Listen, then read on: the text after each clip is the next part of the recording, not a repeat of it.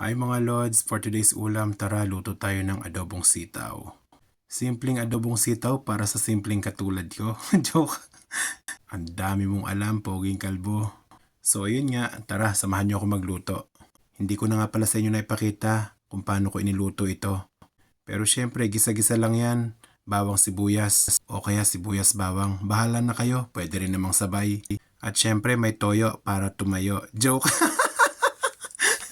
Siyempre toyo pang alat at saka pampaganda rin ng kulay. Halu-haluin nga lang natin yan. Mekos-mekos lang at inamoy na nga ni Poging Kalbo. Pasado naman yung amoy, mukhang pwede na. Simple nga lang pala ako mag-adobo. Sa sahog naman, bahala na kayo. Maraming pwedeng isahog dyan. Pwede pati manok ng kapitbahay, pwede na din. So ayun nga, tinikman na nga ni Poging Kalbo. Pasado naman daw. Mapaparami na naman ang kakainin nito. Yun lang, maraming salamat po sa panonood. Thank you, bye bye, God bless.